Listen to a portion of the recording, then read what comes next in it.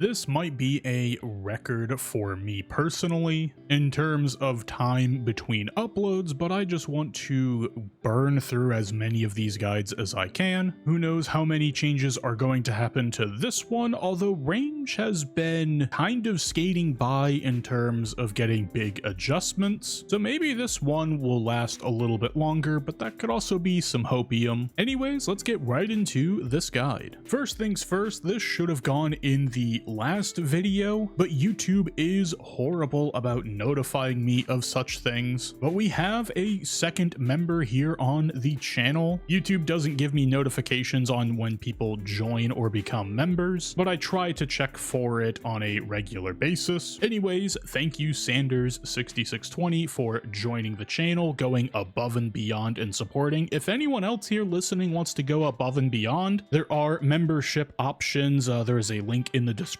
below on how to join. But anyways, that is enough yapping. Let's properly get into this guide. So if we take a look at the worn equipment and inventory per usual, this hasn't really differed too much from any of my other range guides in the past, especially the one here at Raksha. We still have quite a few EOFs. We have a few quivers. We have kind of just the standard implements of doing ranged. However, one departure is we no longer have a FSOA and the worn equipment there on the preset, so that way we could stall Nami and use that on the dummy for a bunch of stuff. That is no longer the case, as Imbue Shadows has replaced Incendiary Shot, and that just gives us a flat 5% adrenaline per hit rather than relying on crits for adrenaline gain. So we can just go straight forward with range camp, and it's actually a range camp setup in the technical sense. And that is also why, if you look down here in the worn equipment area, I have a Scripture of Fall now instead of a Grim, and that's because we don't really need crit chance, so to speak. Greater Dracolich Infusion is still going to give quite a bit of crit chance and buff the ability it needs to, so it's not too much of a concern there. And speaking of Dracolich Infusion, I have the full 5-piece set here, and for perks, it's relatively similar to the melee Nakatra guide I just did, where I pretty much have the same perks I've always had, being Crackle 4, Relent 5, I have Impatient 4 here, and I have Undead Slayer because of some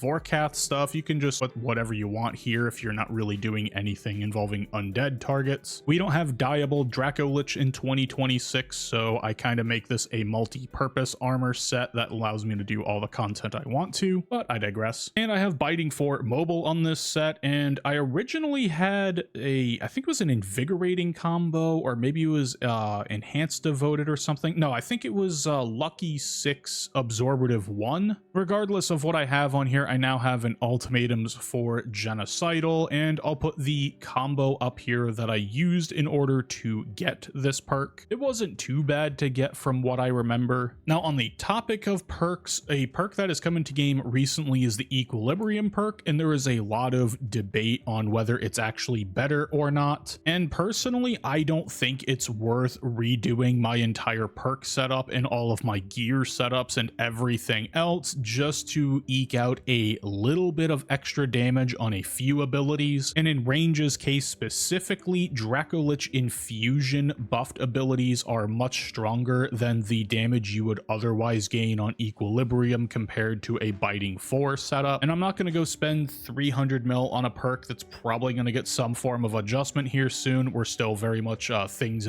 up in the air at this point. So for this guide and any range guide I do in the near future, I'm just going to be running Ultimatums 4 on my gear. I'm not doing anything with Equilibrium. I'm not going to rant about my thoughts on that perk and how it might be meta. Maybe I'll save that for another video. But regardless of that, I still have the classic perks on my Bow of the Last Guardian. I have P6 AS1 and Caroming 4 Eruptive 2. I think in this current case, Aftershock 4 Eruptive 2 is better than Caroming, although we might see a bit of an update for that. If you have a bunch of spare GP, you could just buy a second Bow of the Last Guardian and have that be your Aftershock bulg, and then save your current one as your Caroming bulg. But honestly, I didn't want to change out perks or do anything crazy, so I I went ahead and just left it as is, and it's been working just fine so far. Stalker's Ring will remain best in slot for range just because of its effect and its damage bonus. And like I had discussed before, in my max cape, I have defense, strength, and attack. That's not going to really affect things here. The 120 range cape only helps with like arrow saving and whatnot, so maybe consider that if you're like an Iron Man or something. But other than that, just run whatever Zuck cape you have, and that'll lead us into the rest of the gear, which is actually relatively straightforward. Now, to the untrained eye, or if you've never seen a ranged preset before, you might think to yourself, man, that is a lot of EOFs. And well, you would be right. The EOF I have here, arguably this is the most important EOF for range damage, and that is the Eldritch Crossbow. It takes all the healing that you would do from Soul Split and turns it into damage on the enemy. This is the OG version of Split Soul that Necromancy later copied for an incantation. And my other EOFs here are an SGB EOF, or Saren Godbow. It works on Raksha because Raksha is a large target, and by large that means 5x5 or larger. My other EOFs here are a Dark Bow and a Zami Bow. If you had to drop one of these, you could drop the Zami Bow and you would be just fine. I like it as just something to play around with. I'm still not 100% set in stone on rotations that I use. And Zebo I still think is worthwhile in terms of its adren cost compared to its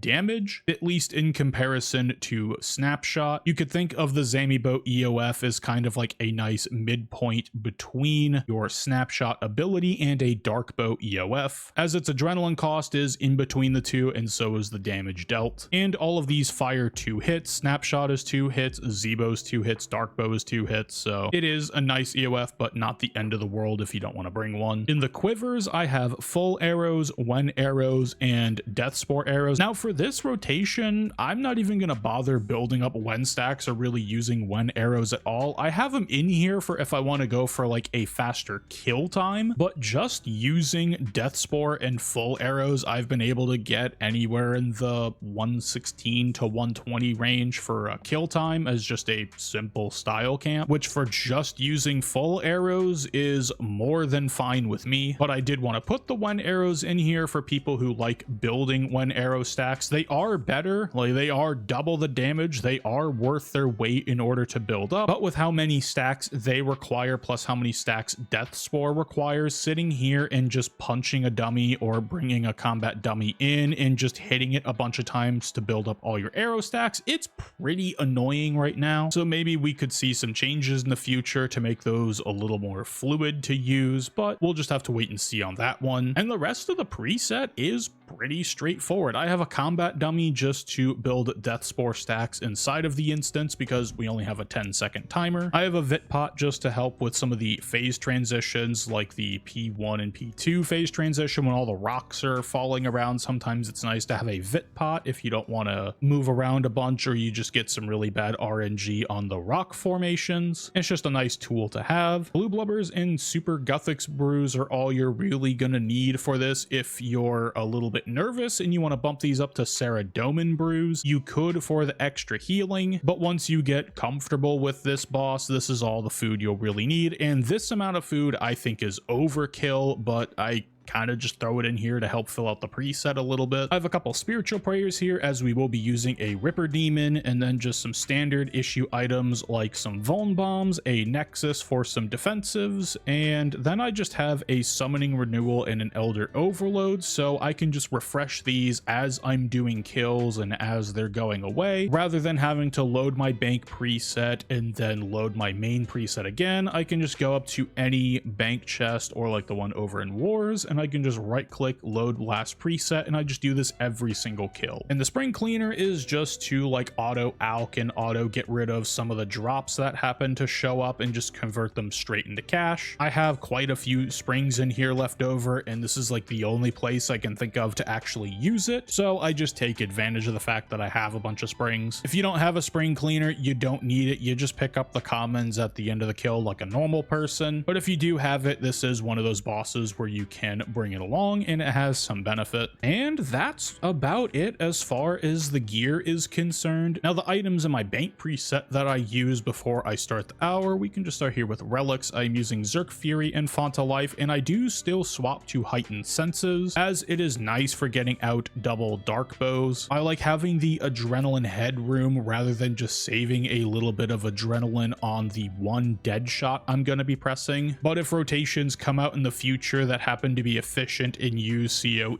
and do more damage and they all make sense, I'm sure some spreadsheet wizards out there are going to really calculate this stuff out, then I'll probably switch to it at that time. But until all of that is figured out, I'll still just stick with Heightened Senses and the dark bow because that's what I'm comfortable with, it's what I'm familiar with, and it's what I can use to get really consistent kills. And I'll also be using the Lantidime incense, the Spirit Weed incense sticks, the Powder of Penance, and I won't be needing Powder of Protection because I'm not using like an Amhej or a Zealots or anything like that. If you want to pop Powder of Item Protection, go ahead. And then I'll just summon a Ripper Demon, throw in some scrolls, and then just have an Elder Overload and a Summoning Renewal sip to start the hour. And speaking of familiarity with like Heightened Senses and Dark Bow, I do want to address one thing real quick, as I'm sure it'll come up in the comments of why I'm not using the Gloomfire bow. I have been doing ranged rotations and have been drilling them in my head to operate under a bunch of 2 and 1 hit abilities or abilities that functionally act the same or act in that nature, and throwing something that operates on a 3 hit setup and having to emphasize the hit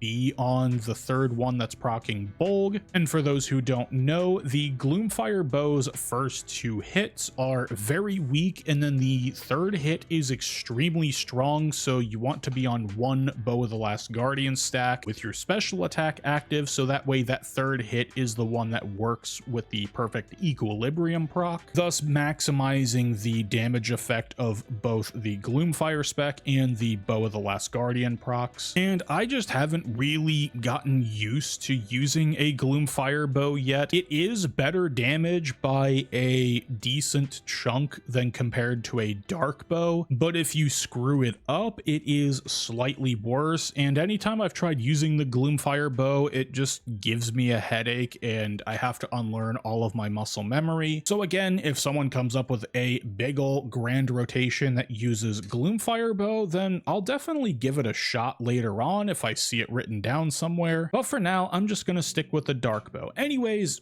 I have yapped on way too long here. Let's go ahead and run some example kills. Alrighty, we have the preset loaded up and ready to go. I am going to be using the Vamp Aura, and since this is most likely going to become an aspect, I am not going to use Darkness just to help with a little bit of longevity on this guide. And what I'll be doing is pretty simple. All I'll be doing is stalling a Greater Ricochet on this dummy once I have my Adren, and then go into the instance, and I'll be releasing that with another Gricko just to instantly get all of the procs that I will need, or all of the hits that I will need, in order to instantaneously get the Death Spore proc. It's the most simple way I have seen to get all of my Death Spore procs on a combat dummy so far. You could also like stall a dead shot and release it just to get some extra damage on a target, but we're going to be doing this on a combat dummy because the pre-fight or doing stuff while the animation starts up for the fight is important. But let's go ahead and do less yapping and actually do some damage. So we'll go ahead and stall our Gricko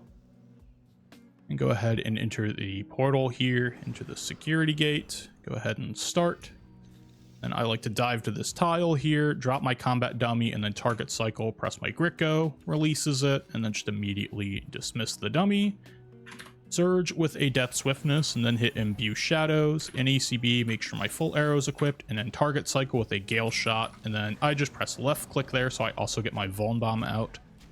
Once Rapid Fire is done, go ahead and hit a Bolg Spec, a Dead Shot into a Snapshot, and then a Dark Bow Spec, or a Dark Bow EOF, Gricko, Tendrils, another Snapshot, another Dark Bow, and go ahead and hit a Gale Shot here into a Rapid. Then here I'm going to hit a Snapshot and an SGB spec, then a Gricko, and that should be phase. That was phase. Pretty simple. And then all I'm going to do here is just build up adrenaline and just keep an eye on my death swiftness cooldown ability. Words are difficult. And now here I'm just going to start building up death spore stacks again with a piercing shot, a Gricko, and another piercing shot, and then go into a DS. Just hit another Imbue Shadows, another ECB, a Gale Shot, and then go ahead and start up another Rapid Fire. You can now move around with Rapid Fire, which is really nice. And I'll go ahead and hit a Bulg Spec, a Dead Shot, SGB, and then just a couple Dark Bows.